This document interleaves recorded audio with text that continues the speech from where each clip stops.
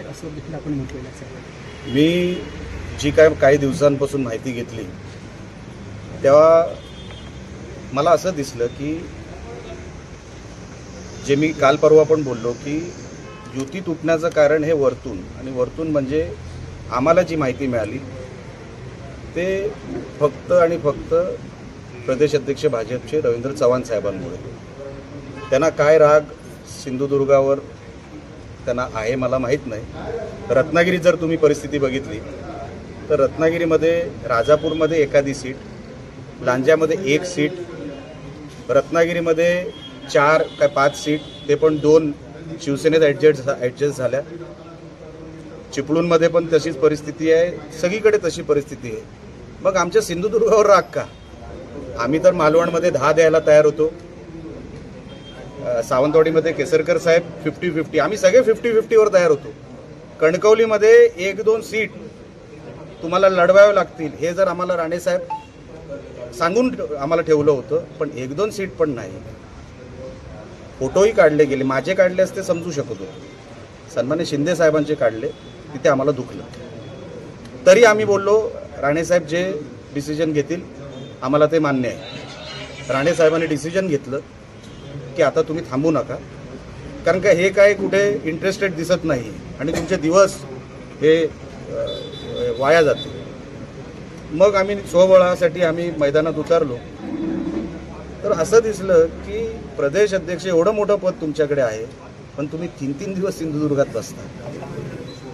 ते कशासाठी बसले तुम्हाला शेवटच्या टप्प्यात सांगेन काय ठरलं त्यांचं त्या बैठकीमध्ये।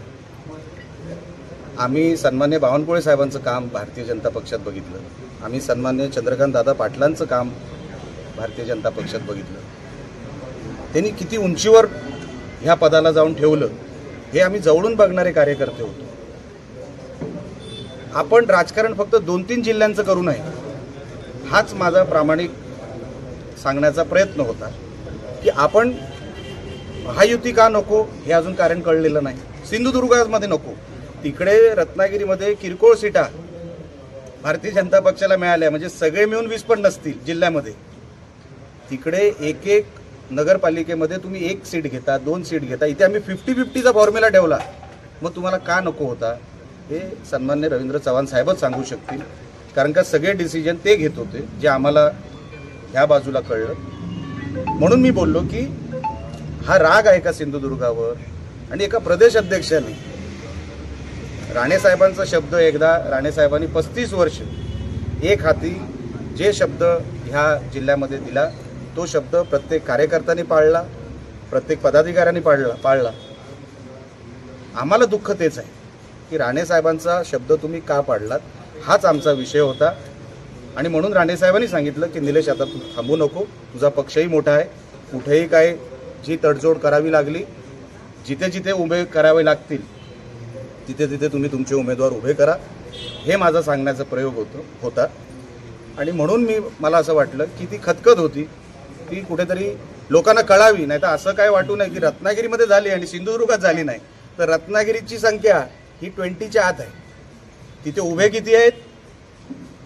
700 काहीतरी असतील, त्याच्यामध्ये फक्त 20 बीजेपी, 20च्या आत, म्हणजे जे काय असेल आकडा तो। हे कशासाठी झालं मला काय माहित नाही, म्हणून मी हा विषय तुमच्यासमोर ठेवला। हे चित्र आता आगामी पंचायत समिती आणि जिल्हा परिषद निवडणुकीमध्ये असेल, भाजप आणि शिवसेना आमने सामने टाकलेली दिसेल। बघा, लक्षात घ्या, मी आजही तुम्हाला सांगतो जे राणेसाहेब ठरवतील तसंच आम्ही करणार सिंधुदुर्गामध्ये। तुम्ही राणेसाहेबांचा मान ठेवलात, राणेसाहेब बोलले तू एकही सीट लढवायची नाही निलेश, या जिल्ह्यातून एकही सीट नाही लढवणार, ही आमची भूमिका पहिल्यापासून होती, त्याच्यामध्ये कुठेही तडजोड नाही। उपमुख्यमंत्री